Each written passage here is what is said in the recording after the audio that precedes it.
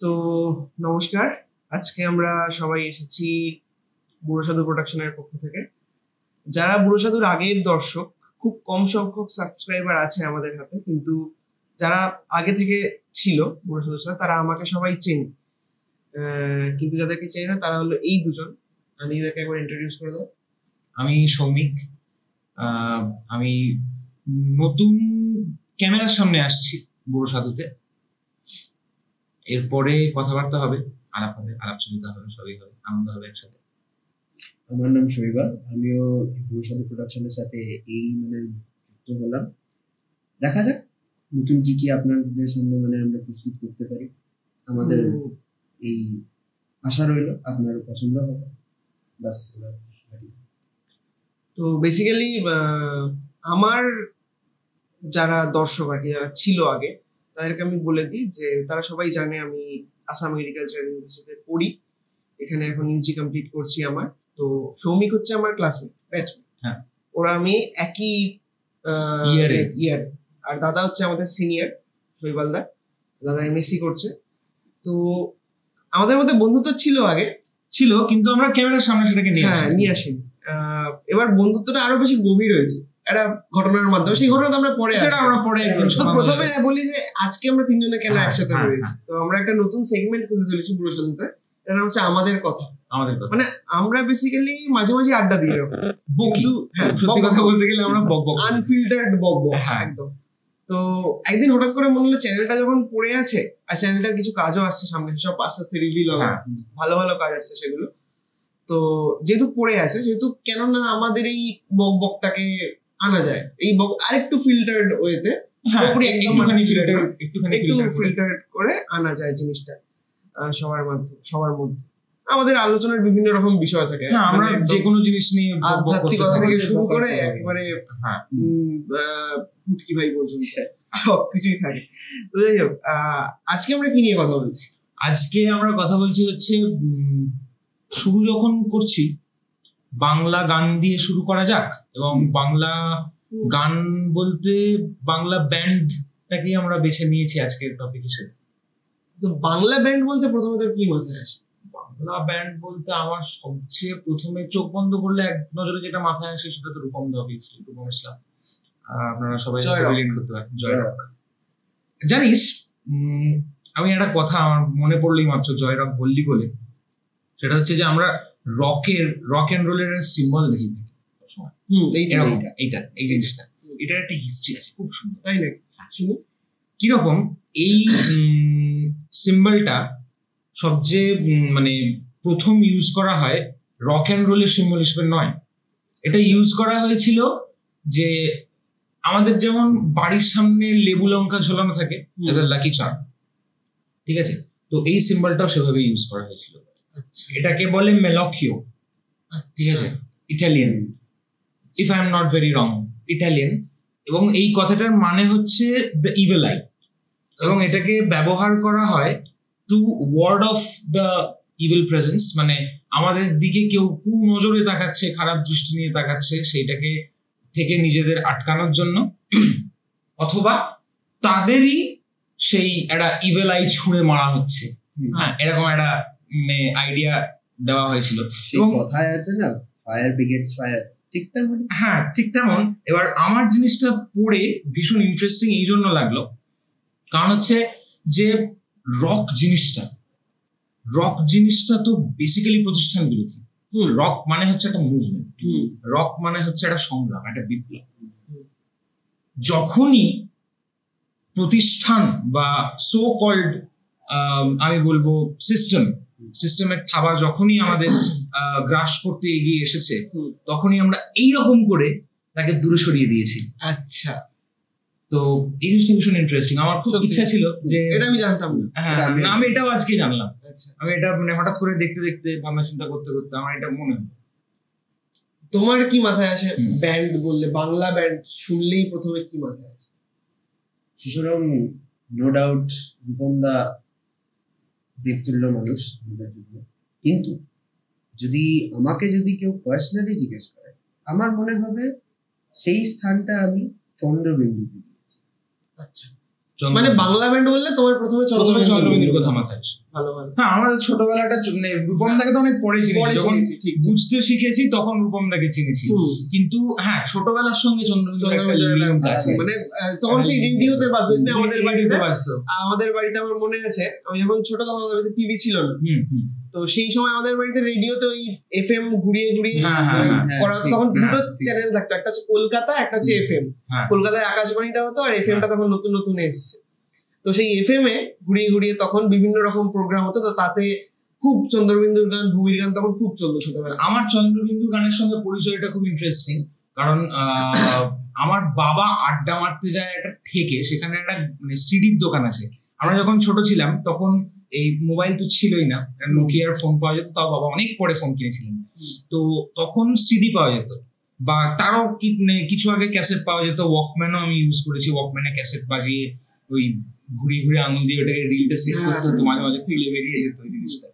তো আমি বেসিক্যালি গান শুনতে শুরু করলাম যখন একটু বয়স হলো, যখন ওই মানে 6-7 বছর বয়স তখন আমার এরকম সময়, তখন ভিসিডি মানে ভিডিও ক্যাসেট, ভিডিও সিডি আর এমনি তোর গান শোনার যে অ্যালবামগুলো তখন সিডিতে রিলিজ হতো। আমার বাবা প্রতি রবিবার ওখানে আড্ডা মারতে যেতেন এবং আমার জন্য 2 কি 3টে গানের সিডি তুলে আনতেন, এটা একদম নিয়ম করে। হ্যাঁ, আর বাবার বিশাল বড় একটা কালেকশন ছিল বাংলা গানে, বাংলা গানের বিশাল বড় একটা কালেকশন ছিল, যেসব সিডি এখনো আছে। এখন তো আজকাল ল্যাপটপ গুলো তো সিডি দেয় না, চলে গেছে। আমার নিজের ল্যাপটপেই নেই। হ্যাঁ, আমার ল্যাপটপে তো মানে ওইটা এখন চলে যাচ্ছে আস্তে আস্তে, কিন্তু কিছুদিন আগে অব্দি ল্যাপটপ গুলো তো সিডি একটা প্লেয়ার থাকতো, সিপিইউ তেও পাওয়া যায়, সিপিইউ তে তো এখনো থাকে। তো সেই সিডিতে চন্দ্রবিন্দুর বেশ কয়েকটা অ্যালবাম, যেমন আমি একটা অ্যালবামের নাম এই মুহূর্তে মনে করতে পারছি, ত্বকের যত্ন নিই, ওই অ্যালবামটা আমার খুব ভিভিডলি মনে আছে, যে ওইটা তখন ওই সিডি প্লেয়ারে চালিয়ে মিউজিক সিস্টেমে আমি নিজে মিউজিক সিস্টেম, ওগুলো বাচ্চাদের খুব গ্র্যাব করার জন্য মানে ইংলিশ মিডিয়াম স্কুলের বাথরুম তো একটা গল্প, পুরো গল্প। মনে হচ্ছে ওই বয়সের বাচ্চাদের 7-8 বছরের যখন আমরা ক্লাস 3-4 ভীষণভাবে রিলেট করতে পারি আমরা তখন। সত্যি তখন বাড়িতে ওই স্কুলে যেতাম, স্কুলে ফার্স্ট পিরিয়ডে টয়লেট করার পর আর অ্যালাউ থাকতো না, একেবারে ব্রেকে গিয়ে টয়লেট। আমি তোকে একটা গল্প শোনাই, তাহলে শোন।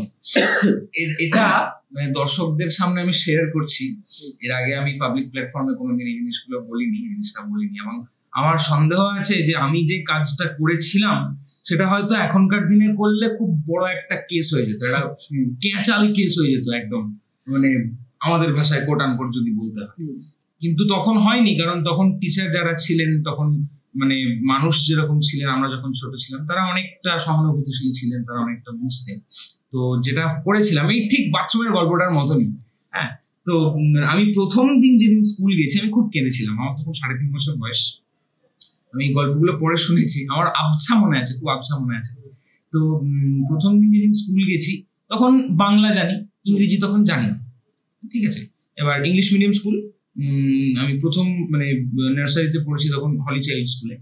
তো সেখানে গিয়ে প্রথম দিন সব মানে অনেকগুলো বাচ্চাকে, আমার মতনই অনেকগুলো বাচ্চাকে একটা ঘরের মধ্যে বসিয়ে, হ্যাঁ তাদের বেঞ্চ টেঞ্চ আছে, সেখানে বসিয়ে দরজাটা বন্ধ করে দেওয়া হয়েছে।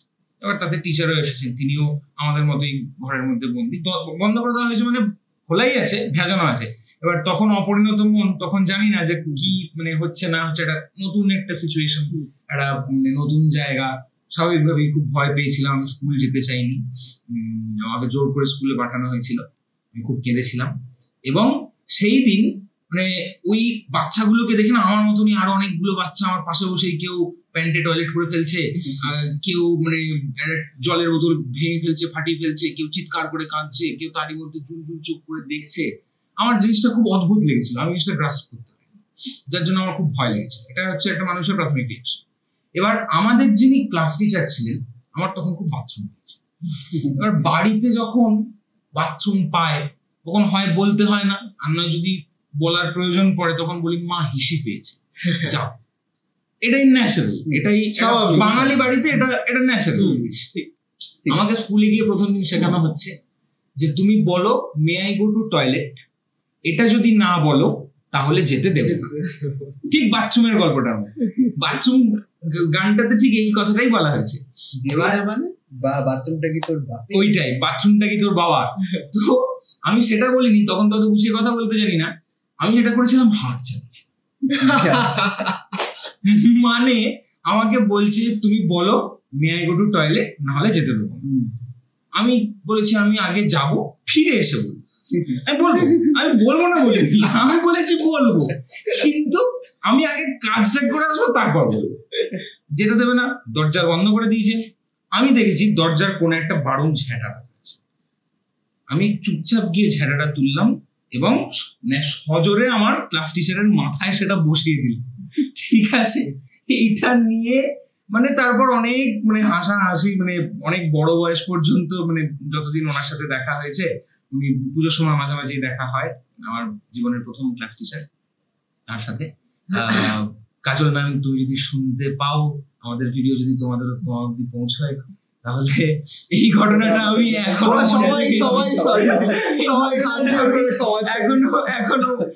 না ক্ষমা চাইতে যাওয়া হয়েছিল।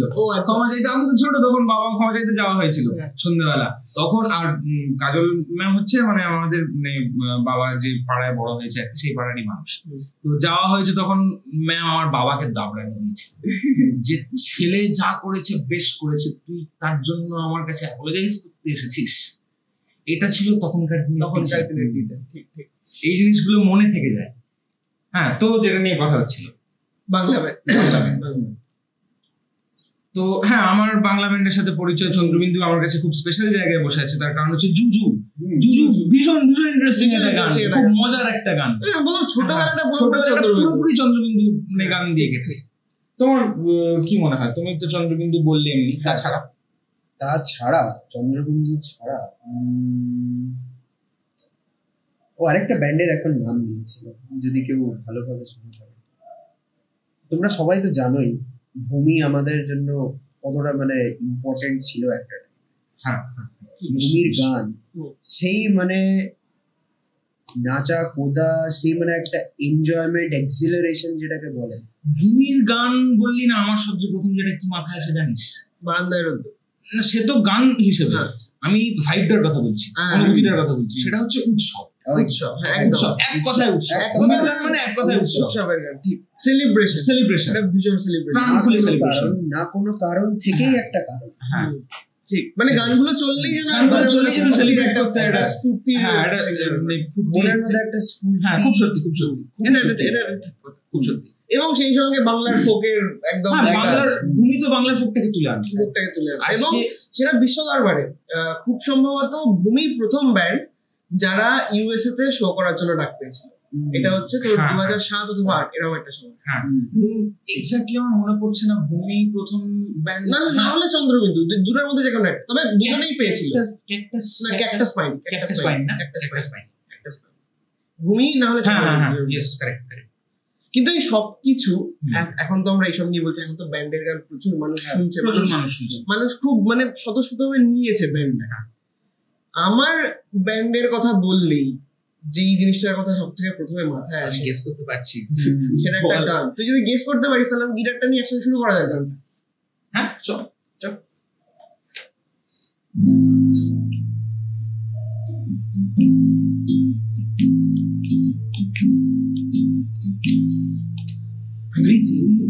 কিছু হতে হতে স্যাটেলাইট আর কেবলের ভার, ড্রয়িং রুমে রাখা শুতে বন্দি।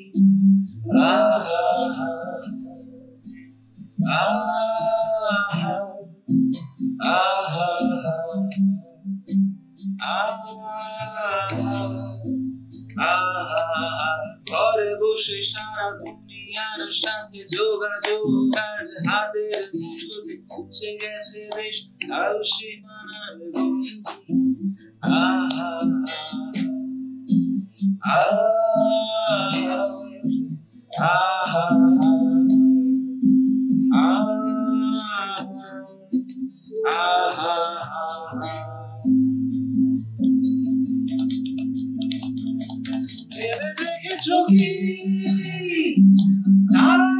কত আলোক বর্ষ দূরে, আরো দূরে, তুমি আর আমি যাই ক্রমে সরে সরে।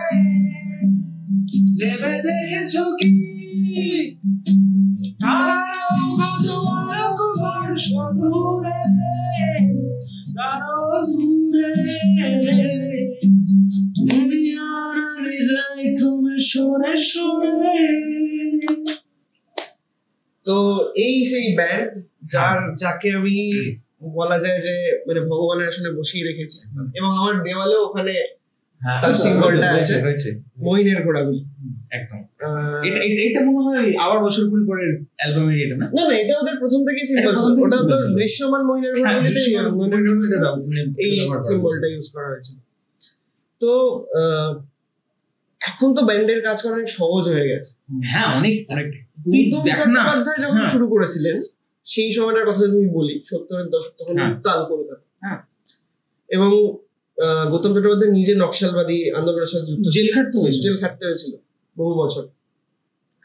সেই সময় ওনাকে লোকজন খুব ব্যঙ্গ করেছিলেন, মানে সেই সময় বাংলার যে অডিয়েন্স, যারা শ্রোতা ছিলেন, তারা মানে জোকার, পেলভিস প্রেসলি বলে একটা নাম করা খবরের কাগজে উল্লেখ করা হয়েছিল, পেলভিস প্রেসলির নাচন কোদন দেখে এলো।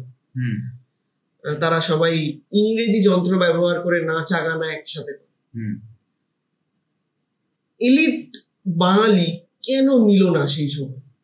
অথচ এই গানটাই, যেটা আমি গাইলাম এখন, যেটা তুই গাইলি এখন, আমি বাজালাম, পৃথিবীটা নাকি ছোট হতে হতে, সেটাকে নিয়ে প্রীতম পরে হিন্দি একটা বলিউড করলো, সারা ভারতবর্ষ মানে ভীষণ অ্যাপ্রিসিয়েট। শুধু বাংলাটাই দেখ না, মানুষের মানে এখন আজকালকার দিনে যখন মনে কর কেউ চিন্তা করছে যে আমি একটা পারফরমেন্স করবো, একটা মিউজিকের পারফরমেন্স করবো, বা খুব সাধারণ একটা পাড়ার ফাংশনে একটা ছেলে যদি একটা গিটার নিয়ে ওঠে, তার 5টা গানের মধ্যে হয়তো 3 নম্বর গান এটা থাকবেই, এটা থাকবেই, এটা একটা কাস্টম হয়ে গেছে। পাড়ার ফাংশন হোক বা কোনো একটা আসরেই হোক, এই আসরটা তো অনেক বড় জিনিস হয়ে গেল। না আমি বলছি এমনি ঘরোয়া আসরে, সেখানেও ধর কেউ একজন গান করে, তাকে ডাকা হলো, 2-3টে গান শোনাও, হয়তো এরকম, এবং সেখানেও কিন্তু এই গানটা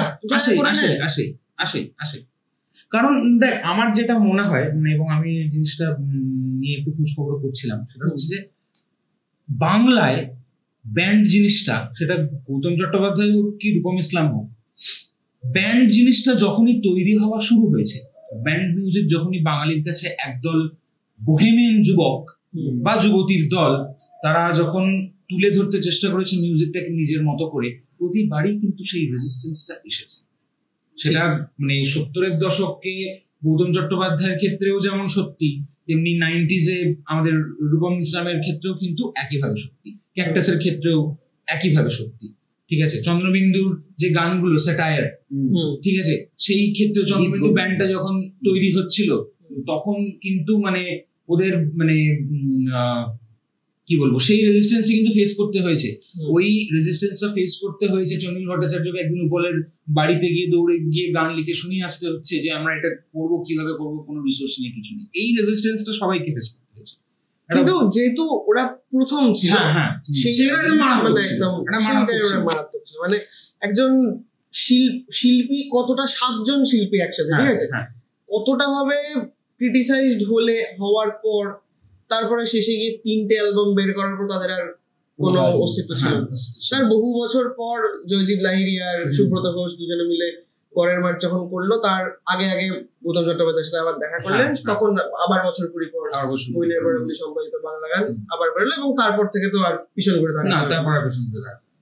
তারপর সেটা মানে ওটা এটা কি বলবো, ওটা ইতিহাস হয়ে গেছে, ওটা ইতিহাস হয়ে গেছে। এবং সেই সব মহিনের ঘোড়াগুলি সব কাজই একটা, প্রত্যেকটা কাজের একটা কাল্ট ফলোইং আছে। তো হ্যাঁ, মানে আমার যেটা মনে হয় সেটা হচ্ছে বাঙালি কেন এটাকে নিতে পারলো, তার কারণ হচ্ছে যে বাঙালি তখন একটা টানাপোড়েনের মধ্যে দিয়ে যাচ্ছে। যে সময় মহিনের ঘোড়াগুলি তৈরি হচ্ছে, সেই সময় মানে নকশাল আন্দোলন চলছে, মানে নির্বিচারে মানুষ মারা পড়ছে, গলিতে গলিতে যুবকদের লাশ পাওয়া যাচ্ছে। তো সেখানে একটা প্রোটেক্টিভ একটা মানে আচরণ সেটা চলেই আসে। আর রক যেটা বলছে, ব্যান্ডের গান যেটা বলছে, গৌতম চট্টোপাধ্যায় যেটা বলতে চাইছেন তার গানের মাধ্যমে, সেটা হচ্ছে যে আমি বাঁধন মানবো না, আমি বিপ্লব তো পরে আসছে। খুব সহজ কথায় যদি আমি বলি, সেটা হচ্ছে আমি বাঁধন মানবো না, আমি ঘরে বসে থাকবো না। ওনার গানের কথা উনি বলছেন পড়াশোনায় জলাঞ্জলি, আর তখন বাঙালির ঘরে খাবার মতো চাল নেই, একটা চাকরি না করলে বাড়িতে দুটো মানুষ খেতে পাবে না, পড়াশোনা না করলে সে কি করবে, এটা একটা মানে অ্যাকসেপ্টেড নেচার হয়ে গেছিল, এটা একটা মানুষের মননে চলে এসেছিল। সেই জায়গা থেকে একটা প্রাথমিক রেজিস্ট্যান্স তৈরি হয়। তারপরে যেটা মানে আরেকটা জিনিস যেটা হয় সেটা হচ্ছে যে আধুনিক গান তখন বাংলায়, বাংলার সিনেমার যে আধুনিক গান তখন স্বর্ণযুগ চলছে, ঠিক আছে, তখন ওই পিরিয়ডটা ধরে 80s আর্লি 90s, হ্যাঁ ওই সময়টা ধরে তখন মানে বাঘা বাঘা শিল্পী, মানে তারা এক একজন মানে লেজেন্ড হয়ে এখনো অব্দি মানে তারা বিরাজ করছেন বাংলা গানের জগতে, এবং সেই জিনিসটা বহুল অ্যাকসেপ্টেড। তখন মানে একটা উত্তম কুমারের লিপে তোর মান্নাদের একটা গান মনে কর, কিংবা আমাদের সলিল চৌধুরীর সুর করা কোনো গান যদি হয়, বা শ্যামল মিত্রের ডিরেকশনে যদি কোনো গান হয়, কিংবা হেমন্ত মুখোপাধ্যায়ের মানে ডিরেকশন বল গাওয়া বল কোনো গান যদি হয়, সেটা মানুষ পাগলের মতো ফলো করছে, ঠিক আছে, কারণ মানে ভীষণ রিলেটেবল একটা জিনিস। সেটা যদি আমাকে মানে চিরন্তন রাখতে হয়, সেটা যদি সনাতন রাখতে হয়, তাহলে প্রত্যেকটা যুগের সাথে সেটাকে রিলেট করতে হবে। তখন বেশি সংখ্যক মানুষ কিন্তু রিলেট করছে ওই আধুনিক গানগুলোর সঙ্গে, ঠিক আছে। সেই সময় দাঁড়িয়ে একটা বেপরোয়া একরোকা ছেলে সে বিপ্লবের কথা বলছে, তাকে তো রেজিস্ট্যান্স ফেস করতেই হবে, এবং সেই রেজিস্ট্যান্সটার জন্যই আজ মোহিনীর ঘোড়াগুলি একটা লেজেন্ডের পর্যায়ে পৌঁছেছে। সেই জন্যই আজকে আমরা দাঁড়িয়ে গৌতম চট্টোপাধ্যায়কে পুজো করছি। সেটা তো আছেই, সেটা অবশ্যই। এবং তুই যেটা বললি যে সেই সময়কার মানুষ তখনও বিটলস শোনেনি, তখনও কুইন্স শোনেনি, তো তারা ভাবতো বাংলা গান মানে এটাই হবে। আর ওই মানুষের যখন একটা কিছুতে খুব বুঁদ হয়ে থাকে, তখন সেটা থেকে বেরোতে গেলে বেরোতে চায় না, যে কোনো জিনিসের ক্ষেত্রে কমফোর্ট জোন ছেড়ে আমরা বেরোতে চাইবো কেন, কিন্তু রক ব্যান্ডের গান সব সময়। এবার এইটা যদি আমি বলি যে অ্যাকচুয়াল যদি আমি রক ব্যান্ডের গান, এই যে চিন্তাধারাটা, বা তোর যদি একেবারেই বলি যে মানুষের কথা বলার যে গান, মানে রক ব্যাপারটাই তো তাই, প্রতিষ্ঠার বিরুদ্ধে গিয়ে মানুষের কথা বলছে, সাধারণ মানুষের কথা, সেটা কিন্তু সলিল চৌধুরী করে গেছিলেন। হ্যাঁ, সলিল চৌধুরী করেছিলেন গণসঙ্গীতের মাধ্যমে, কারেক্ট, খুব ঠিক কথা। কিন্তু দেখ এখানে মিউজিকটা ঢুকছে, যেমন ওই গানটা অনেকেই ভুল করে ভেবে যে এটা প্রেমের গান, কারণ সেটার মিউজিকটা কিভাবে তৈরি করেছে, ওই গানটা বলতো ওই তো আজ নয় গুনগুন গুঞ্জন প্রেমে চাঁদ ফুল জোছনার গান, আজ নয় ও প্রিয় মন গুরুবাগুলো পৃথিবী তোমাকে যে চায়। এই গানটার সুরটা এত মেলোডিয়াস, মানে এত সুন্দর একটা হালকা তো সেইভাবে মানে তখনকার দিনের মানুষের ধারণা হতো যে এই রকমই সুরটা হওয়া উচিত, এবং এটার সাথে খুব সুন্দর একটা প্রেমের গানের রিজেম্বলস আছে। কিন্তু কথাগুলো তুই দেখ, আর নয় নিষ্ফল ক্রন্দন, শুধু নিজের স্বার্থের বন্ধন, পুরোপুরি মানুষের কথা। এটা তো বিপ্লবের কথা, এটা তো প্রপার একটু প্রথম সেন্স নেই, দেখ না, আজ নয় গুনগুন গুঞ্জন প্রেমের চাঁদ ফুল জোছনার গান, আমি কোনো কিছু সবকিছুকে রিজেক্ট করছি, আমার যে ভালোবাসার মানুষ তাকে আমি বলছি পৃথিবী তোমাকে চায়, ঠিক আছে, তাহলে এটা বিপ্লব না হলে আর কি, এটা রেভলিউশন না হলে আর কি, ঠিকই। তখন ওই দেখানোর ধরনটা অন্যরকম ছিল। হ্যাঁ, মিউজিক যেটা আমি বলছিলাম যে মিউজিকটা ঢুকে গেল, সেটা হচ্ছে দেখ একটা লিরিক্সের মাধ্যমে আমি বিপ্লব করছি, হ্যাঁ আমি যেটা বক্তব্য আমার সেটার মাধ্যমে করছি। বেশিরভাগ মানুষ কিন্তু বক্তব্যটা তার মনে থাকছে না, তার মনে থাকছে না, সুরটা মনে রাখছে, সুর ভাঁজতে ভাঁজতে সে মনে করো অফিস যাচ্ছে পান খেতে খেতে, তার মাথায় ওই সুরটা ঘুরছে, কিন্তু লিরিক্সটা মনে থাকছে না। তাই কোথাও গিয়ে যেন সেই মানে আমি যে বিপ্লবটা আনতে চাইলাম সেটা যেন কোথাও গিয়ে একটা ধাক্কা খেয়ে, কোথাও গিয়ে সেটা যেন একটু আটকে গেল।